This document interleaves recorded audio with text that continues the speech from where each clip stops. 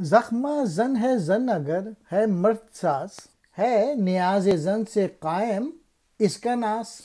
مرد اگر ہے تن تو ہے پوشاک زن، حسن دل جو عشق کا ہے پیراہن۔ عشق اس کی گود کا پروردہ ہے، اس نوائے راز کا وہ پردہ ہے۔ جس پہ نازاں ہے وجود کائنات، تھی پسند اس کو نساء طیب و صلات۔ جس مسلمان نے اسے سمجھا کنیز، رمز قرآن کی نہیں اس کو تمیز۔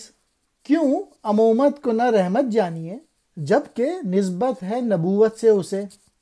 اس کی شفقت پیغمبری، سیرت اقوام کی صورت گری۔ اس جگہ ذہن رسا کب رکتے ہیں، حرف امت میں ہزاروں نکتے ہیں۔ یاد رکھ یہ قول وجا کن فکاں، ماؤں کے قدموں کے نیچے ہیں جان۔ عزت ارحام ہے ملت کا کام، ورنہ کار زندگی ہے ناتمام۔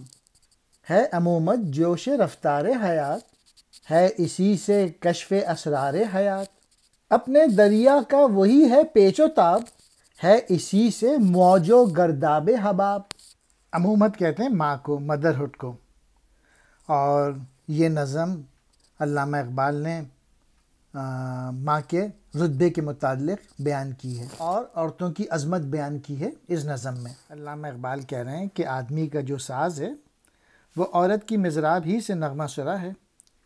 اس عورت کی عاجزی اور انکساری سے مرد کا ناز دگنا ہوتا ہے۔ عورت کے بغیر آدمی کی زندگی بے وقت ہے، اور وہ اس حالت میں کارنامے انجام نہیں دے سکتا، اور نہ خود میں کوئی انقلاب ہی پیدا کر سکتا ہے بغیر عورت کے۔ دوسرے شعر میں اقبال کہہ رہے ہیں کہ مردوں کی عریانی کا جو لباس ہے وہ عورت ہے، اور اس کا دلکش حسن عشق کی پوشاک ہے۔ پہلے مصرعے میں سورۃ البقرہ کی آیت کی طرف اشارہ ہے، جس میں ارشاد ربانی ہے، وہ عورتیں تمہارا لباس ہیں اور تم ان کا لباس ہو۔ گویا دونوں زندگی گزارنے کے لیے ایک دوسرے کے واسطے لازم و ملزوم ہیں۔ عورت کا حسن آدمی کے لیے عشق کا باعث بنتا ہے۔ حق کا عشق اس عورت کی گود میں نشو و نما پاتا ہے، اور یہ نغمہ اس کی خاموش مضراب سے وجود پذیر ہے۔ حضور اکرم صلی اللہ علیہ وآلہ وسلم اور دوسرے انبیاء اپنی ماؤں کی گود میں پلے، اور یہ سب عشق الہی سے سرشار تھے۔ گویا ان کی یہ سرشاری ماؤں کی خاموش تربیت کا نتیجہ تھی۔ اس ذات گرامی حضور اکرم صلی اللہ علیہ وآلہ وسلم نے، جن کے وجود مبارک پر کائنات فخر کرتی ہے، اس عورت کا ذکر طیب و صلات کے ساتھ فرمایا ہے۔ گویا حضور صلی اللہ علیہ وآلہ وسلم نے عورت کی بے حد اہمیت بتائی ہے، یعنی رسول اللہ نے عورت کا ذکر خوشبو اور نماز کے ساتھ فرمایا۔ اور اگر مسلمان نے کسی عورت کو لونڈی یا کنیز سمجھا، وہ در حقیقت قرآن کی حکمت سے بہرہ ور نہیں ہوا۔ قرآن کریم میں تو عورت کی اہمیت بیان ہوئی ہے، اسے لونڈی سمجھنا اس کی اہمیت سے انکار کرنا ہے۔ اگر تو غور سے دیکھے تو تجھ پہ واضح ہوگا کہ امومت سراپا رحمت ہے، اس لیے کہ اسے نبوت سے تعلق ہے، یعنی تمام انبیاء نے ماں کی گود میں پرورش پائی اور نبوت کے مقام پر پہنچے۔ اس سلسلے میں ماؤں کے کردار بڑا اہم ہے۔ امومت ہی سے ہماری تعمیر پختہ تر ہے، اس کی پیشانی کی لکیر میں ہماری تقدیر چھپی ہے۔ ہمارا کردار، عمل، گفتار وغیرہ میں جو خوبیاں پیدا ہوتی ہیں اور ہماری تقدیر جو سنورتی ہے، وہ سب ماں ہی کی پرورش و تربیت کا نتیجہ ہے۔ اگر تیرا شعور حقیقت تک رسائی پانے والا ہے تو لفظ امت میں بڑی گہری باتیں ہیں۔ غالباً امومت کے حوالے سے ایسا کہا ہے کیونکہ ان دونوں لفظوں کا مادہ ایک ہی ہے۔ الفاظ کن فکاں کے اس مقصود کا ارشاد گرامی ہے کہ ماؤں کے پاؤں تلے جنت ہے۔ ملت کی بقا ماں کی عزت ہی سے قائم ہے۔ ورنہ زندگی کا تمام مرحلہ سراسم خام ہے. یعنی اگر کوئی قوم ماں کی عزت نہیں کرتی تو اس کا وجود برقرار رہنا ناممکن ہے. امومت ہی کی بدولت زندگی کی رفتار میں تیزی ہے. امومت ہی سے زندگی کے راز واقع ہوتے ہیں. امومت ہی سے ہماری زندگی کے پیچ و تاب میں اور جو اس میں موجیں بھنور اور بلبلوں کی صورت میں ظاہر ہوتی ہیں، یہ ساری چیزیں استعارے میں بیان کی ہیں. نیاز کہتے ہیں عاجزی کو، انکساری کو. ناز کہتے ہیں بڑائی کو. پوشاک قرآنی آیت کی طرف اشارہ ہے. پروردہ کہتے ہیں پالا ہوا. نازو کہتے ہیں فخر کو یا ناز کرتی ہے. طیب و صلات حضور اکرم کی اس حدیث کی طرف اشارہ ہے. مجھے تمہاری دنیا میں 3 چیزوں سے لگاؤ ہے: خوشبو، نماز اور نساء. کن فکا ارشاد خداوندی کی طرف اشارہ ہے. جب اللہ تعالیٰ نے دنیا کو پیدا کرنا چاہا تو فرمایا ہو جا، اور وہ ہو گئی. ارحام کہتے ہیں ماؤں کی عزت و تعظیم یا ادب کرنا. کشف کہتے ہیں ظاہر ہونا. پیچ و تاب بل کھانا. گرداب کہتے ہیں بھنور کو. اب آپ کہتے ہیں بلبلے کو. ایک وہ لڑکی کہ ہے جاہل گوار، پستہ قد فربا بدن تیرہ ازر. تربیت اچھی نہ اچھی پرورش، کم نظر کم گو ہے اور سادہ روش. زچگی کے بعد وہ حال زبوں، گرد آنکھوں کے وہ حلقہ نیل گوں. پھر بھی گر ملت کو اس کی گود سے، مرد غیرت مند و حق پرور ملے. اس کا غم طاقت ہے ملت کے لیے، اس کا دم رحمت ہے ملت کے لیے. ایک یہ لڑکی جو تہی آغوش ہے، گو قیامت ہے جواہر پوش ہے. فکر مغرب کا مگر مخزن ہے یہ، زن ہے لیکن اصل میں نازاں ہے یہ. توڑ دی ملت کی اس نے بندشیں، آنکھ میں اشوے ہیں دل میں شورشیں. ہے سراسر شوخ چشم اور فتنہ زا، اس کی آزادی حیا نہ آشنا. علم اس کا ہے نہال بے ثمر بے غنچہ و گل بے بسر. اس کو ہے بار امومت سے گریز، نجم ہے لیکن نہیں ہے نور بیز. اب اقبال کہہ رہے ہیں کہ وہ گوار اور جاہل لڑکی جس کا قد ٹھکنا ہے، وہ موٹی بھی ہے اور بدصورت بھی ہے، وہ غیر مہذب بھی ہے، اس کی صحیح معنوں میں پرورش نہیں ہوئی، پھر وہ بے پرواہ بھی ہے، کم زباں بھی اور سادہ بھی ہے. یعنی تمام خامیاں ہونے کے باوجود اس کا دل امومت کے دکھوں سے خون ہو چکا ہے، جس کی باعث اس کی آنکھوں کے گرد نیلے حلقے پڑ گئے ہیں.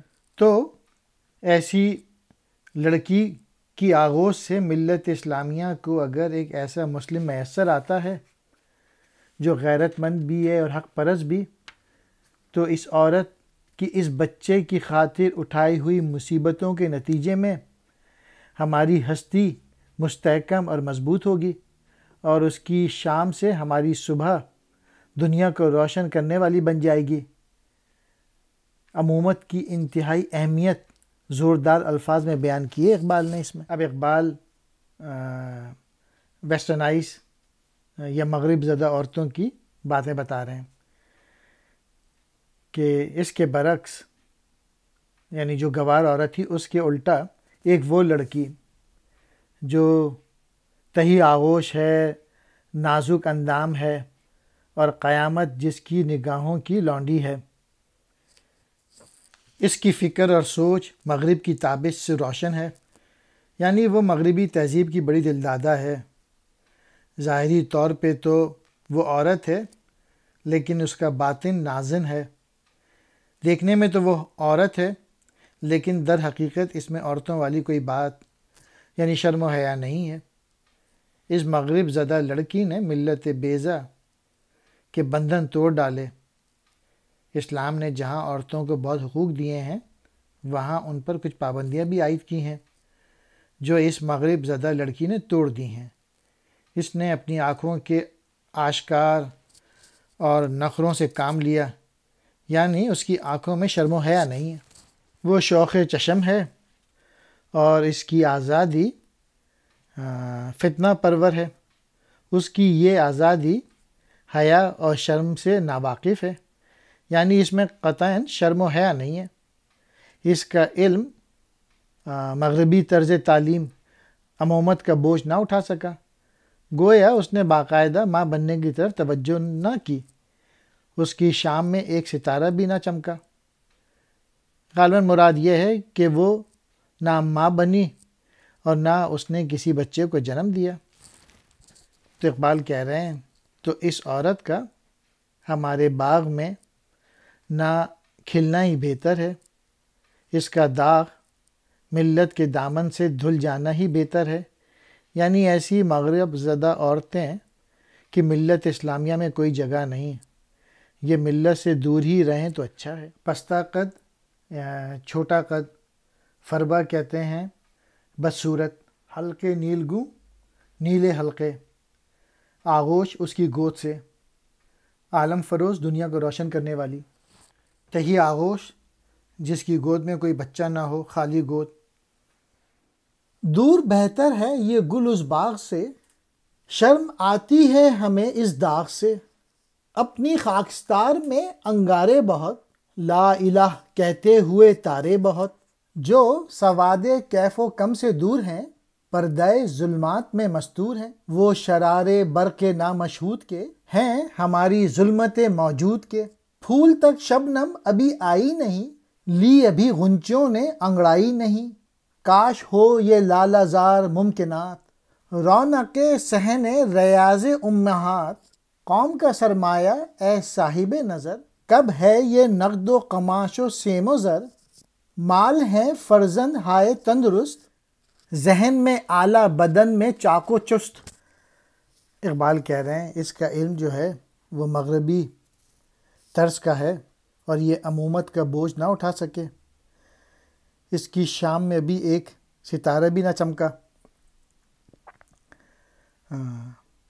یہ جو پھول ہے ہمارے باغ میں نہ اگنا ہی بہتر ہے، اور اس کا داغ ملت کے دامن سے دھل جانا ہی بہتر ہے، یعنی ایسی مغرب زدہ عورتوں کا ملت اسلامیہ میں کوئی جگہ نہیں، یہ ملت سے دور ہی رہیں تو اچھا ہے۔ ستاروں کی مانند ان گنت کلمہ گو ابھی زمانے کی تاریکی میں آنکھیں بند کیے پڑے ہیں، ابھی وجود میں نہیں آئے۔ غالباً مراد یہ ہے کہ ابھی وہ ماؤں کے پیٹ میں ہیں یا پیدا نہیں ہوئے، گویا ہماری وجود کی تاریکی میں اندیکھی تجلیاں پوشیدہ ہیں، یعنی وہ کلمہ گو مسلمان مرد مومن ابھی پیدا نہیں ہوئے، جب ان کی مائیں انہیں جنیں گی تو وہ ملت کے لیے روشنی کا باعث بنیں گے۔ ابھی کوئی شبنم پھول کی پتی پر نہیں پڑی، ابھی بعض کلیاں صبا کے ہاتھوں زخمی نہیں ہوئیں، موجودات کا یہ لالہ زار ماؤں کے باغ کی کیاری سے پھوٹنا ابھی باقی ہے یا پھوٹے گا۔ اے دانا انسان، قوم کا سرمایہ یا ندی یہ گھریلو سامان اور چاندی سونا نہیں ہے، قوم کا جو مال و دولت ہے وہ تندرست و توانا صحت مند نوجوان ہیں جو کہ سخت کوش ہوں اور چاق و چست ہوں۔ ظلمات، اندھیرے، تاریکیاں، سواد کیف و کم مادی دنیا کی حدود، مضمر کہتے ہیں پوشیدہ چھپی ہوئی، ظلمت موجود وجود کی تاریکی، نامشہود اندیکھی، ریاض امہات ماؤں کا باغ، خیابان کیاری کو کہتے ہیں، صاحب نظر دانا انسان، قماش کہتے ہیں ایک قسم کا ریشمی کپڑا، گھر کا ساز و سامان، سیم و زر چاندی اور سونا، دولت، تر دماغ فہم و شعور رکھنے والا، عقل مند، سخت کوش بہت محنت کرنے والا، چاق کہتے ہیں ہوشیار کو، چست پھرتیلا۔ حافظ رمز اخوت مائیں ہیں، قوت قرآن و ملت مائیں ہیں۔ ماؤں کی تربیت اور پرورش ہی سے اولاد میں بھائی چارے کا جذبہ پیدا ہوتا ہے۔ وہ قرآن و ملت کی تقویت کا باعث بنتی ہیں۔ وہ پیغام حق پر خود عمل کریں گی اور دنیا کو بھی دعوت عمل دیں گی۔ رمز اخوت بھائی چارے کی حقیقت یا نقطہ۔